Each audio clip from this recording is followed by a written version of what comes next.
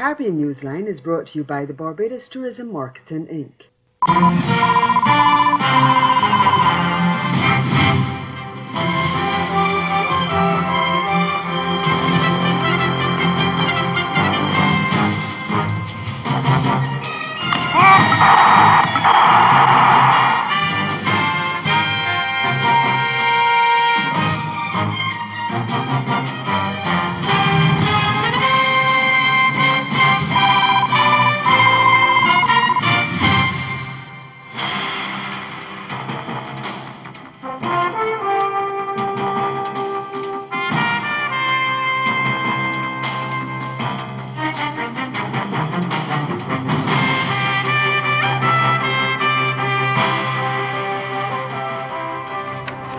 At least one death reported as Hurricane Irma continues a trail of destruction in the northern Caribbean.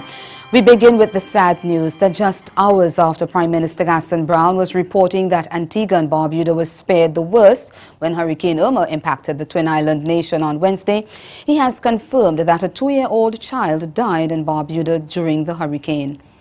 He's also reporting the Category 5 hurricane with its 185-mile-per-hour winds caused widespread damage in the sister isle. On Wednesday morning, Brown had issued a statement saying that the damage on Antigua, which Irma skirted, was minimal. At the time, he acknowledged that with no communication with Barbuda since 12:30 in the morning, there was uncertainty about what had happened there. Initial information indicated some roofs were blown off, including that of the fire station. But it was expected that the island was hardest hit by the hurricane, having taken a direct hit from the potentially catastrophic system. And that was confirmed when Brown visited the island later in the day. The National Office of Disaster Services, NODS, says a complete assessment is underway. We are joined by Anika Kentish in St. John's, who gives us the latest on the impact of Hurricane Irma and the impact it had on the Twin Island nation. Welcome, Anika. Well, yes, good evening, Nicole. And it is a sad night for Antigua and Barbuda indeed. One of the things I noted after the news broke that there was not just a fatality in Barbuda as a result of this storm, but the fatality was a toddler. People immediately took to the airwaves to express their grief. Right now, I can tell you that a lot of people are just devastated by the news. The Prime Minister, who was just on radio, even basically said that even though he knew that there would be damage, and knowing fully well what he witnessed in Antigua, he said, quote, "I've never contemplated the possibility that there could have been such a contrast." And he basically said that, you know, if he was a crying man, he would have cried, but crying is not going to really help the situation, and so there are concerns, and there's things that have to be done. I happened to catch up with him on the phone just after he touched down in Antigua, and one of the things I asked had to do with critical need at this time, and the Prime Minister made it very clear that if that pending storm out in the Atlantic, Jose, does become a real threat to Barbuda, that he sees no other option but to evacuate everybody from that island. It is that serious. He believes that pretty much more than 90% of the housing stock has been damaged in some way, shape, or form, that at least 60% of the population is homeless, and as far as he is concerned, Barbuda is nearly uninhabitable. They will have to build infrastructure from the bottom up, which includes telecommunications infrastructure. It also includes roads and other infrastructure. So that is just to give you just a glimpse of some of the serious problems that we're going to have to tackle with Barbuda moving forward. Anika, you spoke about evacuation, possible evacuation should the Hurricane Jose, which is right on the heels of Irma, hit Antigua or threaten to hit Antigua again. How many people are we talking about when we talk about evacuating Barbuda? Barbuda has a population somewhere in the range of 12 to 1,500 people. And so that's just to give you an idea. I understand exactly where he's coming from, but you can also appreciate that if it does come down to that, you're looking at a major undertaking, not just the actual evacuation itself, but the fact that you're going to have to find housing, you know, suitable accommodation for all of these people. It's not easy, and you know, the government will have to sit down and really wrap its mind around what's going to need to be done. Already there have been calls on the radio and there have been calls by the Prime Minister for people to get together, for the Barbudans living here to get together, for people to open their homes, especially the Barbudans living here who may have relatives, to take them in. That's the kind of discussion that we're hearing in these initial stages in the wake of the announcement of a fatality in Barbuda. Well, we have had occasion to see some of the images from Barbuda, and as you have said earlier, they are harrowing, to say the least, and we are hoping that Jose does really and truly change path and change path as quickly as possible to avoid what could be the worst disaster ever for your country. But thank you very much. That was Anika Kentish of Antigua and Barbuda, CMC's correspondent over there. Well, Anguilla did not escape Hurricane Irma. The eye wall of the monster hurricane passed the tiny British overseas territory around 3 a.m. and there has been significant damage to buildings. But the all clear was given at 3 p.m. and we are going to be joined live on the phone by Keith Stonegraves in Anguilla. We are not yet with Keith Stonegraves, but we just want to ask you to bear in mind the images that you just saw in Barbuda and the report that we got from our correspondent over there, that's Anika Kentish, about the fatality. One toddler was lost her life over there in Anguilla. Our hearts go out to the parents and the other family members of that toddler and the other 60% of the Barbudan population who were left homeless as a result of the passage of that hurricane, that's Category 5 Hurricane Irma.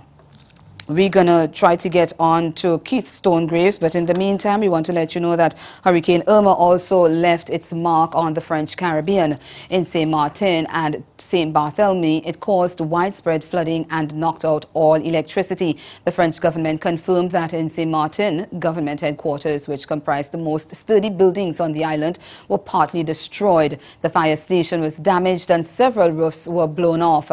The fire station in Saint Barthélemy was flooded by more than 3 feet of water and no rescue vehicles could move. Several homes were also damaged and roofs were blown off there.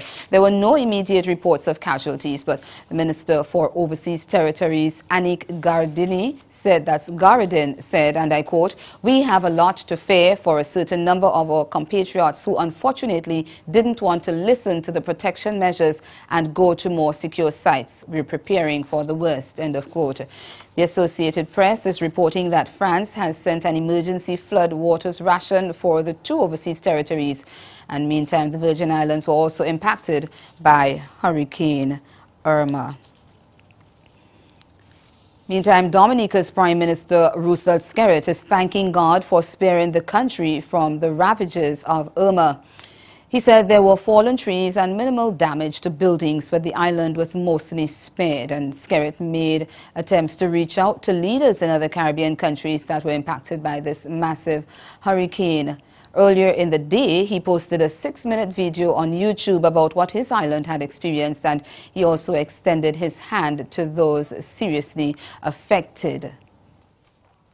Well, you know, thank God we were spared the effects of Tropical Storm Irma, and because, as you know, there's no way we could afford any negative impact from Irma. So across the country, there are 1 or 2 little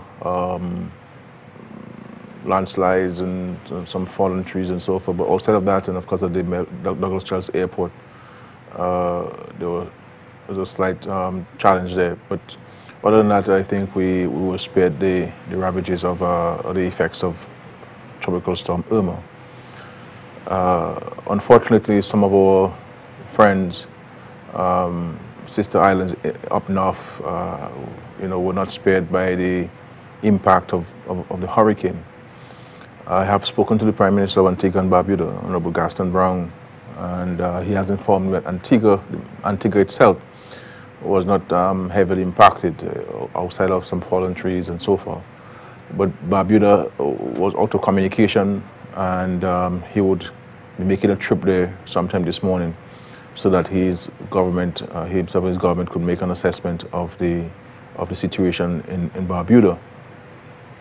Once that is done, then he will relay that information back to us in the OECS. I've also spoken to the Chief Minister of Anguilla, who indicated to me that Anguilla was receiving a pounding. And he said to me that the winds have been merciless, and clearly they will suffer some significant damage. Our hope and prayer is that there will be no loss of lives in Anguilla. At the time I spoke to him, which was about after 7 minutes to 8 this morning, the hurricane was still on island, affecting Anguilla. So once the situation subsides, they will be in a position to go out and to make an assessment, and of course to relay back to us on the situation in Anguilla. Montserrat did not receive any impact. A similar situation in St. Kitts and Nevis. In St. Martin, I've made efforts to reach the Prime Minister of St. Martin, but it appears that the telephone system in St. Martin in some parts have been compromised. So communication to St. Martin is a bit challenging. And of course, in times like this, one can understand the preoccupation of a leader of a country. But from images, we recognize that St. Martin itself it's been heavily impacted by the storm. I've also tried to reach out to a number of Dominicans who are resident in St. Martin, and been unsuccessful with this. So we'll continue making contact with them. Dominica stands ready to support with the little resources that we have. Once the assessment is received and the indication of what kind of support these islands would need, then Dominica would support. Because one cannot forget the tremendous outpouring of love and solidarity in 2015 following Tropical Storm America. And at 5 p.m. on Wednesday, the eye of the hurricane was moving away from the northernmost Virgin Islands and tropical storm, and that's hurricane conditions spreading over portions of Puerto Rico.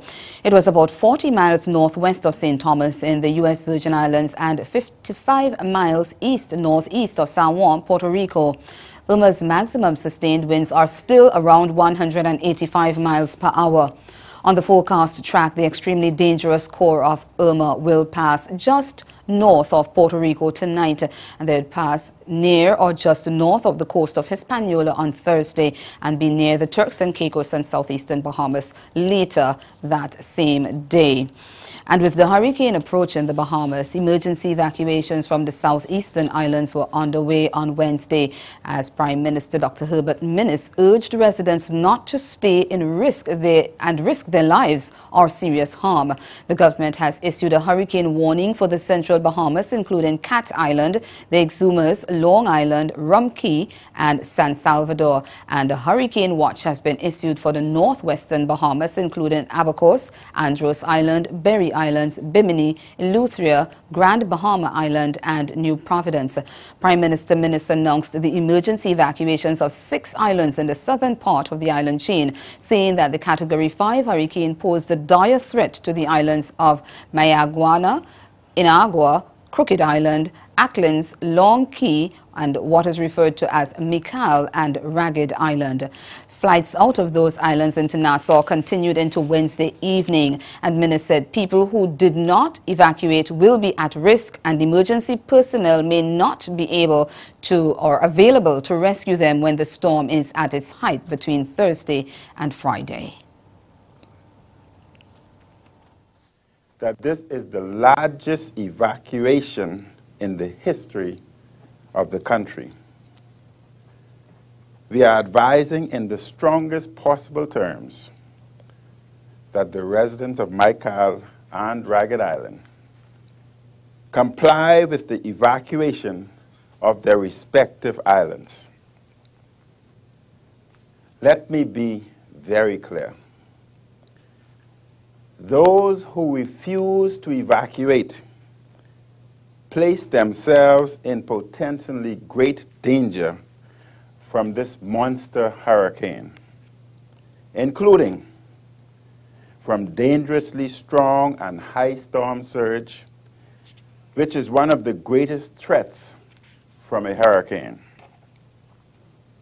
Emergency personnel and assistance will be unavailable during the immediate impact of the hurricane for those in Michael and Ragged Island who do not evacuate. Furthermore, rescue and recovery may take an extended period of time for those who did not evacuate. Let me again make the strongest plea possible to the residents of Michael and Ragged Island to evacuate their respective areas.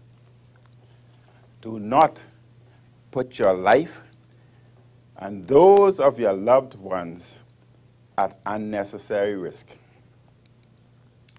Do not be foolish and try to brave out this monster storm. The price you may pay for not evacuating is your life or serious physical harm.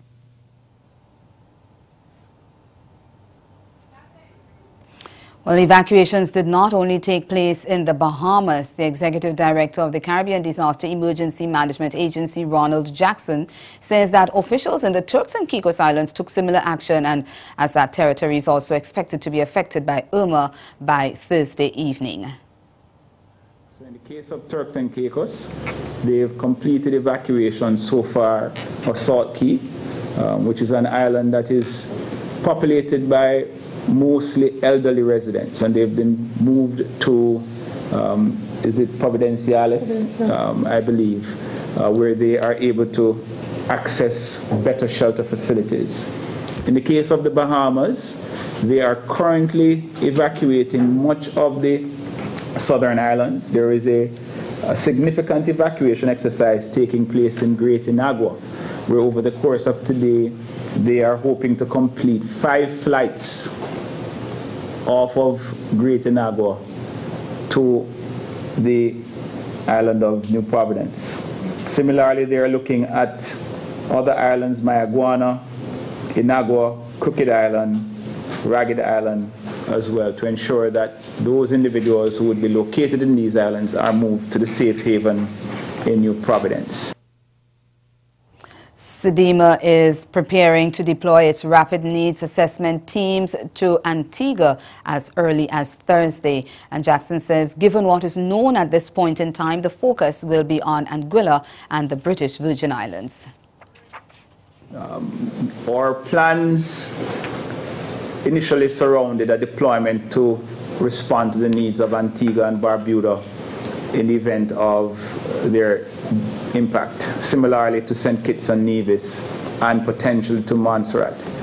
With the information coming through to us, which indicates relatively limited challenges to these member states and indicating that they are able to manage the immediate response to these particular cases that have come through from both St. Kitts and Antigua and Barbuda, our focus is turning to Anguilla and the British Virgin Islands, given the extent of the impact that is being signaled thus far. We don't have all the full details on the British Virgin Islands at the moment, but given that the eye passed directly over Tortola, and given the physical conditions, the geographic conditions in Tortola, and given that much of the population was relocated from Anegada, which was the threatened island, to Tortola, we anticipate that there should be significant needs being generated as a result of the island being impacted by the most severe aspects of the storm. Much of the damaging effects of the storm is located within close proximity to the eye wall. And if that passes directly over Tortola, then certainly we're expecting to see significant damage as a result of this, or some displacement. And so our focus is really now going to be turned to the British Virgin Islands and Anguilla. And just to recap what we've heard before, at least one death reported as Hurricane Irma continues a trail of destruction in the Northern Caribbean, and that death was of a toddler in Barbuda. And of course, once a hurricane causes death, then the name of that hurricane is no longer used, just for those of you who want a bit of a trivia question. But the region has another hurricane on its hand, and we'll give you that story after the break. In a place where legends start, the beach is just the beginning. So live a little for the exhilaration and the colour of every moment, where time is and life is a spirited event. Immerse yourself in the culture, the music, the people, the island. Love Antigua and Barbuda. Embrace an experience that leaves you breathless, from cricket to sailing week to carnival and more. Antigua and Barbuda, the beach is just the beginning. The government of Dominica and Discover Dominica Authority welcomes you to the most unique Caribbean island, Dominica. Bursting with life, with energy, Dominica enraptures you in the vibrancy of the 20th edition of the World Creole Music Festival, October 27th, 28th and 29th. Windsor Park Sports Stadium, Roseau, Dominica. Featuring Marshall Montano, Sweet Mickey, Movado, Kalasha, Bungie and Fayan, Class, Sakai, Zuko Stars, Roman Virgo, Itana, Issa Banton, Triple K International, Yemi Mizikano All-Stars, Breathe, Swinging Stars, and more. Be part of the spectacle. This is the World Creole Music Festival, held in the nature island of the world, Dominica. Season tickets US $125 or $325 EC. Nightly tickets US $48 or $120 EC. Visit DominicaFestivals.com, where you will yearn for more. Say Mizikano. Dominica. Do you want a real Barbadian experience with peace and tranquility? A home away from home feeling? Come and stay at Best E Villas. We offer 2 amazing locations to choose from, Prospect St. James or Christchurch. Plan a staycation for your anniversary, birthdays, summer or winter breaks, or any special event. Best E Villas is located in close proximity to our lovely beaches. Call us now at 246-425-9751 or visit us at bestevillas.com and make your booking for the best in villas.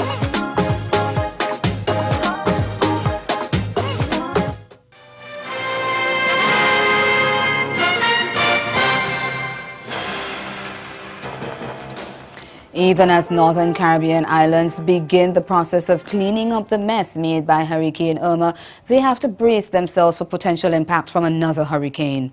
Jose has now quickly intensified into a hurricane carrying maximum sustained winds near 75 miles per hour. And forecasters have advised interests in the Leeward Islands to monitor its progress. As it stands, it's taking a path similar to Hurricane Irma. At 5 p.m., Hurricane Jose was 1,040 miles east of the Lesser Antilles and heading in a west-northwesterly direction at 16 miles per hour. The National Hurricane Center in Miami said that general motion is expected to continue for the next couple of days and additional strengthening is forecast. It means that by the time Jose reaches the Leeward Islands over the weekend, it could be a major hurricane. Well, the Caribbean Disaster Emergency Management Agency, SEDEMA, is also closely monitoring Jose, and the Executive Director, Ronald Jackson, told a media conference on Wednesday that although SEDEMA officials are planning to deploy to Antigua later this week, they are mindful the country could face another impact from the new hurricane. However, mindful that our plans may be varied somewhat by the fast advancing tropical storm Jose, which is moving within the wake of Hurricane Irma and is showing some signs that it could move along the similar path that Hurricane Irma has taken. This means that there is a potential for a secondary impact to the North Leeward Islands, and that is being factored in our plans at the moment. But for now, we are hoping to deploy into Antigua as our jump point and to serve the needs of Anguilla and the British Virgin Islands from that point. Stay with us. We'll be right back. Our distribution provides a platform on cable, terrestrial television, and websites. We cover carnivals and events from across the region. We can bring your event live and alive to the world. For music makers, program producers, businesses, we can expand your reach to in excess of 2 million households daily. Our other services include news updates to enhance your media products, studio space for program and development. We can facilitate the launch of new products and services and training. Contact us and we will help you unleash your creative ability, develop products and services, and provide the medium to watch them grow. Contact Loretta Skeet at cmccaribbean.com or call her 1-246-467-1044 or 1-246-253-3889. Call and book your carnival or event today. We take a quick look at sports now. The talismanic captain Chris Gayle hit a responsible half-century at St. Kitts, and Nevis Patriots booked their spot in the Caribbean Premier League final with a 38-run victory over Trinbago Knight Riders on Tuesday night.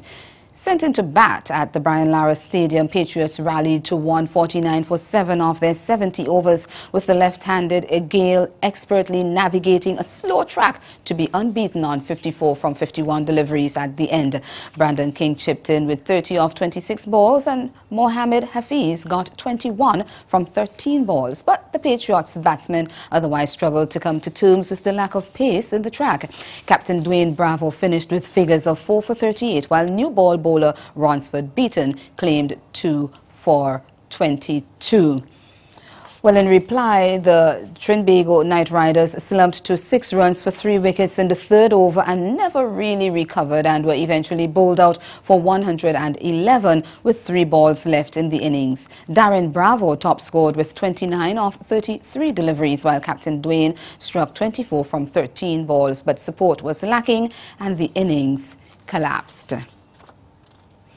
And we're staying with cricket. Head coach Stuart Law wants to see the resurgence of West Indies build on their good work from Headingley and pull off something special in the third test starting Thursday at Lord's. Speaking on Tuesday, Law was his usual forthright self, saying the Windies were looking to match England's skill in the decisive match. The Caribbean lost the first test in 3 days by an innings at Eggbaston, but hit back to win by 5 wickets in the second contest. A win at Lord's would hand the regional side their first series victory in England in nearly 3 decades and their first overnight England in 8 years. But Lord's expects a tough fight on Thursday. And that's the sport. Stay with us. We'll be right back. Our distribution provides a platform on cable, terrestrial television, and websites. We cover carnivals and events from across the region.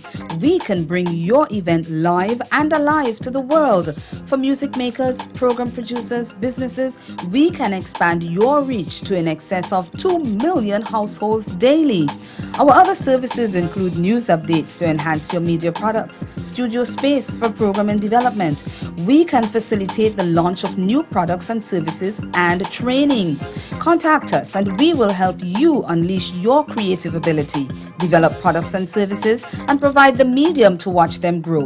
Contact Loretta Skeet at cmccaribbean.com or call her 1-246-467-1044 or 1-246-253-3889. Call and book your carnival or event today.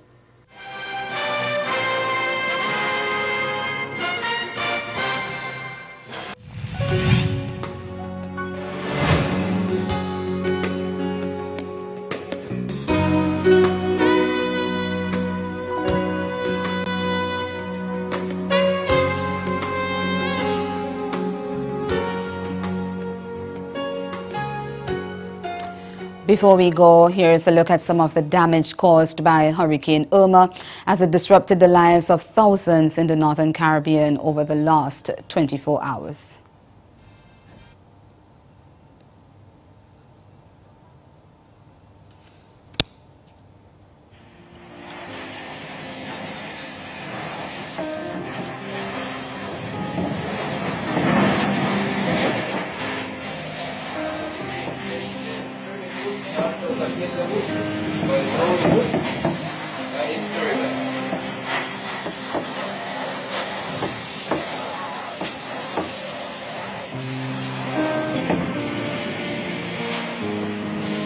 I'm still looking around.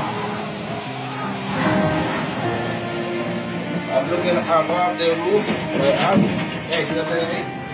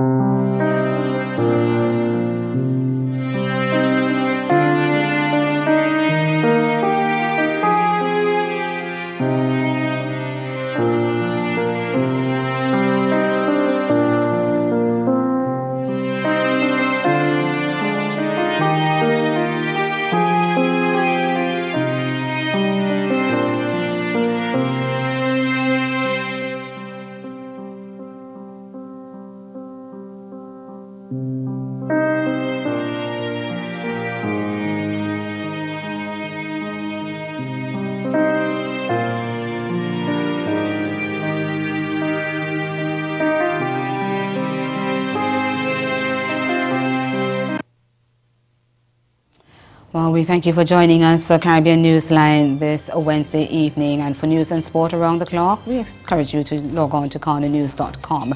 But we invite you to stay tuned to Carib Vision for more coverage of Hurricane Irma. At this point in time, right after this newscast, we're going to bring you a very special broadcast from ABS in Antigua with Prime Minister Gaston Brown. Have yourselves a good evening.